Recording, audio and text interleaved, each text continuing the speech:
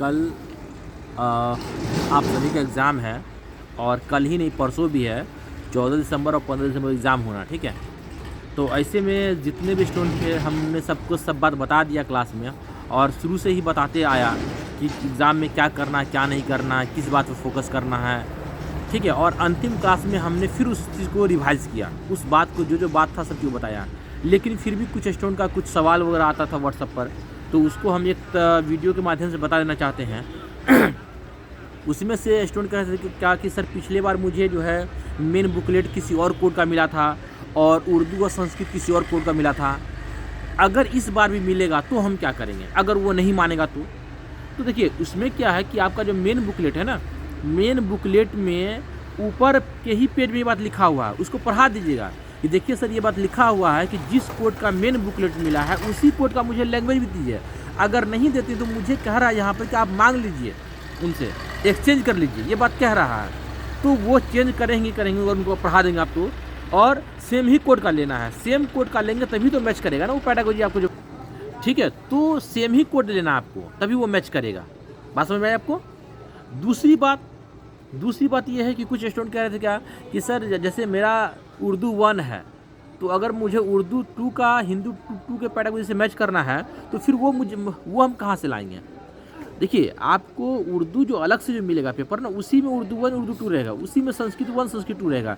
Main booklet में Hindi English रहेगा, और बाद में जो सब्जेक्ट है जो मतलब कि CDP हो, EVS हो, मैथ SST साइंस जो भी हो वो सब रहेगा, ठीक है। ये बात आपको मालूम है ही, वो रहेगा। तो आपको उसी में से फॉर एग्जाम्पल आपका हिंदी 1 है, उर्दू 2 है और उर्दू 2 बना लिया। हिंदी 1 के पैडागोजी में दिक्कत हो रहा था, हिंदी 1 का पैडागोजी मैच करेगा उर्दू 1 से, तो उसी में उर्दू 1 दिया हुआ ना, वही से मैच कर लीजिएगा आप।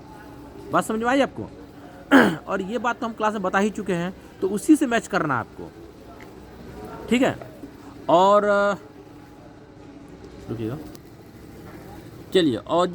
और जो आपका सवाल था कि यहाँ हम प्रैक्टिस करवाए हैं, जो उसमें रोल नंबर का 8 ही कॉलम है, वहाँ पर आपके जो एडमिट कार्ड में 9 कॉलम आया हुआ तो वहाँ 8 कॉलम रहेगा, तो कैसे क्या करेंगे नहीं करेंगे। देखिए वहाँ अगर एडमिट कार्ड में 9 डिजिट का रोल नंबर है तो OMR में भी 9 डिजिट का ही वो बॉक्स बना रहेगा, ठीक है। ये तो ओल्ड OMR है ना जिससे हम प्रैक्टिस करवाएं आपको, ठीक है। तो वो 9 डिजिट का ही बक्सा रहेगा, तो वहाँ पर वो रहेगा ही रहेगा। जितना डिजिट का रोल नंबर है, जितना डिजिट का बुकलेट नंबर रहेगा, उतना ही डिजिट का आपको वहाँ पर बक्सा भी बना रहेगा, ठीक है। और नेक्स्ट के सिग्नेचर, आपको ध्यान रखना है कि सिग्नेचर एक ही लैंग्वेज में करना है, और ध्यान रखना है कि एडमिट कार्ड में किस लैंग्वेज में किए हैं। हिंदी में किए हैं तो हर जगह हिंदी में साइन कीजिए, इंग्लिश में किए तो हर जगह इंग्लिश में साइन कीजिए, ठीक है। ये बात हुई।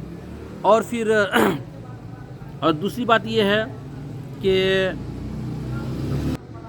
नेक्स्ट ये है कि आप लोगों को हिंदी उर्दू या हिंदी संस्कृत या हिंदी इंग्लिश से 50 नंबर लाना है, वो आ ही जाएगा। क्योंकि जिस तरह से हमने प्रिपरेशन करवाया है उसके अकॉर्डिंग 50 नंबर यहाँ से आ जाएगा, ठीक है। और बाद में कि उधर से अगर आप नहीं ज़्यादा अगर CDP में 25+ नंबर लेके आ गए, और अगर EVS अगर सिलेबस के अकॉर्डिंग पूछा तो वहाँ भी 25 नंबर आ जाएगा, और मैथ में 20 नंबर ही आता है तो 25 50 और 20 70 70 और 50 120 नंबर, तो ऐसे आप रिकॉर्ड तोड़ देंगे अगर इसी मतलब कि फॉर्मूले पे चलेंगे तो कोई ज़्यादा हार्ड नहीं है। और आप देखे भी होंगे कि हम अंतिम वाला जो OTS करवाए हैं, जिस दिन मतलब कि फेयरवेल था, तो उस दिन वाला OTS का जो क्वेश्चन था वो कितना आसान था, और इससे पहले जो हम प्रैक्टिस करवाए थे वो कितना टफ था।